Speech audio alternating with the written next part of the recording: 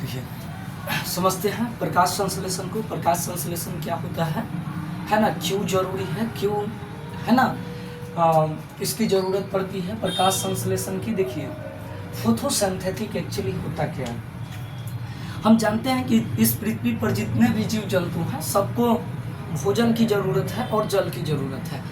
कोई भी ऐसा जीव बताइए जो बिना पानी पिए या भोजन किए रह सकता है? कोई ऐसा अपवाद में मिलेगा जो पानी नहीं पी सकता है। जैसे कि आप घून है ना, एक ऐसा जीव होता है जो पानी नहीं पीता है कि नहीं। लेकिन मैं बातें कर रहा हूँ अभी प्रकाश संश्लेषण की। जैसे मनुष्यों को भोजन की ज़रूरत होती है जीने के लिए, शारीरिक वृद्धि के लिए, है ना, उसी तरह पेड़ पौधों की भी भोजन की ज़रूरत होती है।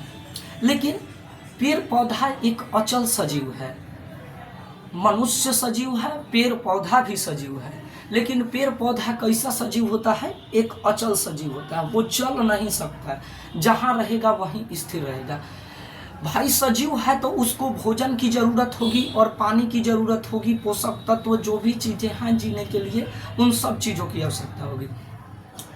अब प्रश्न यह है कि आखिर पेड़ पौधा भोजन करेगा तो कैसे करेगा? पेड़ पौधा को तो भोजन चाहिए, मनुष्य को जैसे चाहिए। तो मनुष्य क्या करता है कि गया बाजार में, चावल दाल जो भी चीज़ें थी उसको खरीद कर लाया, गैस चूल्हा पे बनाया और बना कर भोजन ग्रहण कर लिया। तो इसी तरह से क्या जो पेड़ पौधे हैं वो अपना भोजन कैसे बनाते हैं, इसको हम समझेंगे। तो यहाँ जो ये प्रकाश संश्लेषण जो आप फोटोसिंथेटिक के शब्द देख रहे हैं, यह एक ऐसी प्रक्रिया है जिसके द्वारा पेड़ पौधे जो हैं भोजन बनाते हैं। जो प्रकाश संश्लेषण आप ये शब्द देख रहे हैं ना, यह एक ऐसी प्रक्रिया है जिसके माध्यम से पेड़ पौधे अपना भोजन ग्रहण करते हैं। अब पेड़ पौधे तो क्या कोई देखा है कि पेड़ पौधे गए हैं बाजार में चावल खरीदने की, भैया हमें 2 केजी चावल दे दो, हमें जल्दी से बनाकर भोजन ग्रहण करना?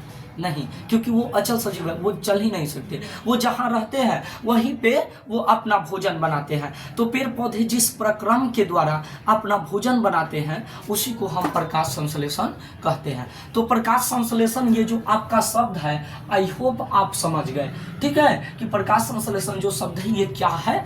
ठीक, अब समझते हैं एक नंबर चीज की इसकी परिभाषा क्या है।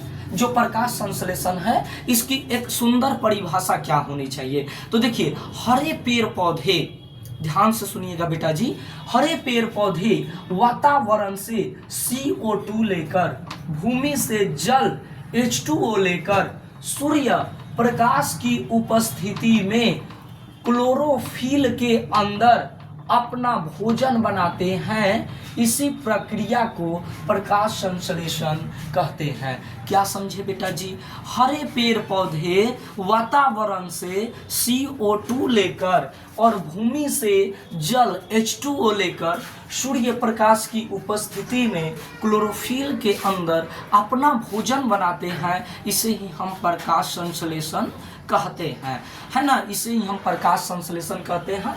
तो प्रकाश संश्लेषण के लिए आवश्यक घटक मैंने जितना भी चीजें लिखा, CO2, H2O, Surya Prakash, chlorophyll, इन सभी चीज़ों की आवश्यकता होती है। अगर कोई एक भी चीज़ ना रहे इनमें से तो प्रकाश संश्लेषण की क्रिया जो है यह पूर्ण नहीं होगी और पेड़ पौधे अपना भोजन जो है नहीं बना पाएंगे, है ना, पेड़ पौधे अपना भोजन जो है नहीं बना पाएंगे। तो प्रकाश संश्लेषण के लिए ये आवश्यक घटक हो जाते हैं। इन्हीं को क्या कहा जाता है बेटा जी? इन्हीं को कहा जाता है आवश्यक घटक, यानी कि जरूरत क्या है प्रकाश संश्लेषण के लिए, है ना। तो प्रकाश संश्लेषण के लिए CO2, H2O, सूर्य की प्रकाश और क्लोरोफिल की आवश्यकता होती है। यहाँ तक में किसी को कोई दिक्कत है तो पूछ सकता है।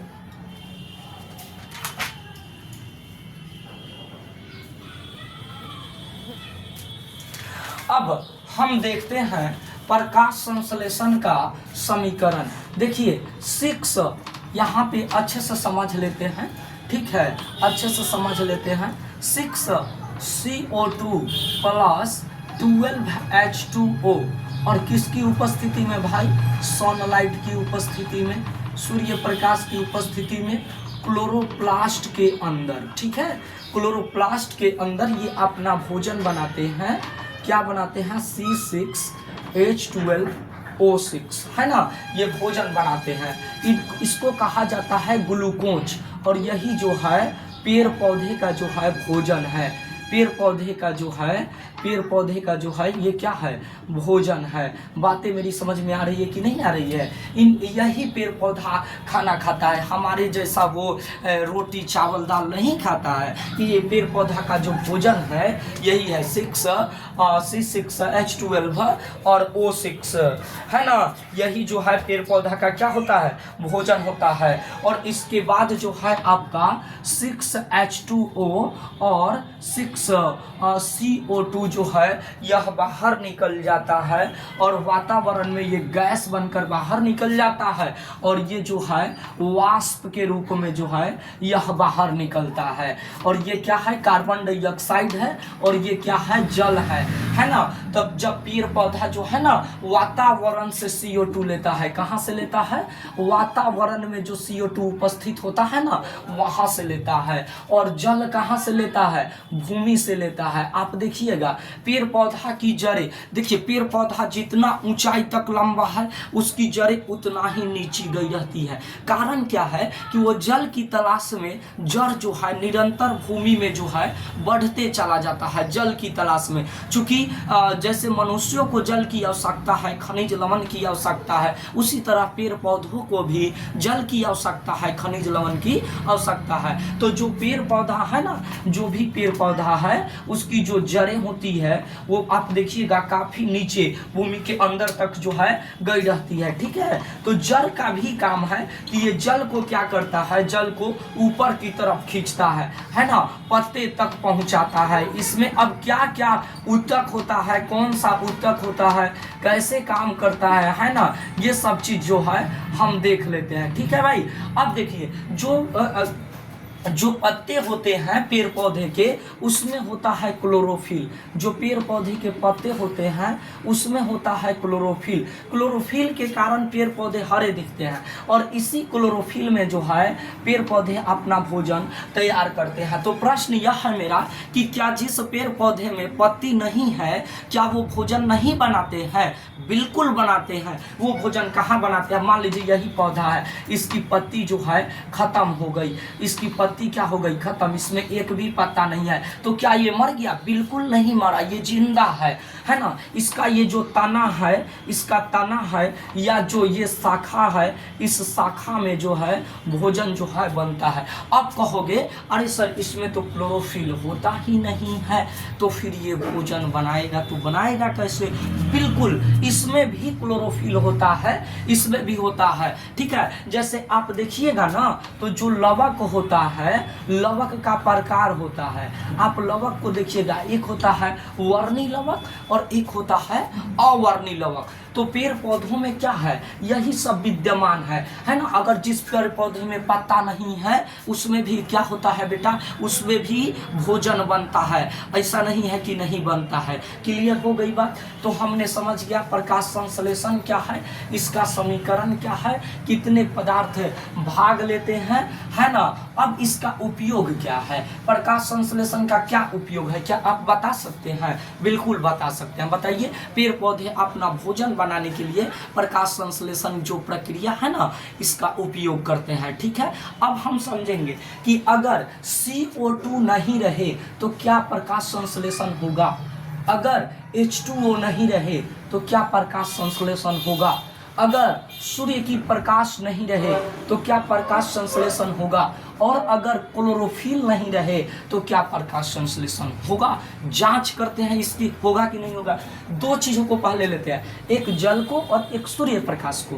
देखो बेटा, गमले में लगे दो पौधे लो, खूब बढ़िया स्वस्थ पौधे के लो जो गमले में लगे हुए हैं, अभी ताजा लगाओ, गमले में दो पौधे को लगाओ। एक पौधे को क्या करो, दोनों पौधे को वातावरण में रख दो, दोनों पौधे को वातावरण में रख दो और एक पौधे में समय अनुसार नियमित रूप से जितने जल की आवश्यकता है उतना जल दो और एक में जल ना दो। कुछ दिनों के बाद आप क्या देखोगे कि गमले में लगा वह पौधा जिसमें तुम निरंतर जल दे रहे हो वो काफी तेजी से बढ़ रहा है, लेकिन जिसमें जल नहीं दे रहे हो वो मुरझा गया, वो सूख रहा है। इसका क्या तात्पर्य निकला? इसका तात्पर्य यह निकला कि जो प्रकाश संश्लेषण प्रक्रम है इसको जो है इसमें जल की आवश्यकता है, बिना जल का ये संभव नहीं है। इसी प्रयोग को फिर दोहराओ। गमले में लगे 2 पौधे लो, एक पौधे को बाहर वातावरण में सूर्य प्रकाश की उपस्थिति में रख दो और एक पौधे को अंधेरे कमरे में रख दो, और कुछ दिनों के बाद देखो कौन पौधा बढ़ रहा है तेजी से। वह पौधा जो अंधेरे कमरे में है वह निरंतर मुरझा रहा है, उसकी वृद्धि रुक गई है, कारण सूर्य का प्रकाश नहीं मिल रहा है ना। और जो बाहर वातावरण में है जिसको जल मिल रहा है, सूर्य प्रकाश मिल रहा है ना, वो निरंतर तेजी से बढ़ रहा है। ठीक है, तो इस प्रक्रम से ये सिद्ध हो जाता है प्रयोग से कि इस प्रकाश संश्लेषण में जो है आपकी किसकी जरूरत है जी? सूर्य प्रकाश की जरूरत बिल्कुल है, दोनों की जरूरत है। समझ में आ रही है बात? अब जांच करते हैं CO2 की। क्या CO2 सच में चाहिए? एक पौधा लीजिए और जो पौधे के पत्ती होती है ना, इस पत्ती को क्या कीजिए बेटा जी, आधे भाग को इस तरह से ढक दीजिए, आधे भाग से ऐसे ढकिए कि इसके आधे भाग में थोड़ा सा भी हवा न जा पाए, कोई गैस न जा पाए, ढक दीजिए और प्रकाश संश्लेषण होने दीजिए कुछ देर। और कुछ देर के बाद 1-2 घंटों के बाद 4-5 घंटों के बाद जब आप फ्री हो जाओ, इस पत्ते को तोड़ लो और इस पत्ते को तोड़कर गर्म पानी में उबालो। उबालने के बाद क्या करोगे? उबालने के बाद क्या करोगे? इसको गर्म पानी के साथ एल्कोहल में उबालना होगा, तब ये प्रयोग और अच्छा हो जाएगा। उसके बाद उबल जाता है तो इसको अच्छे स्वच्छ पानी से धो लो।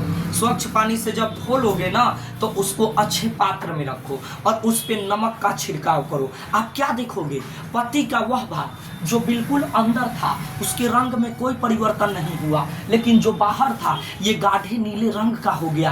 कारण क्या है? इसमें प्रकाश संश्लेषण की क्रिया हुई, भोजन बना और भोजन सभी भागों में इसके पहुंचा, पेड़ पौधों के भागों में पहुंचा, लेकिन जो अंदर था इसमें CO2 नहीं गया, जिससे इसकी अभाव में प्रकाश संश्लेषण की क्रिया नहीं हुई। तो इस प्रयोग से हम ये साबित कर दिए कि प्रकाश संश्लेषण में CO2 की भी आवश्यकता होती है ना। अब एक बात कर लेते हैं क्लोरोफिल की।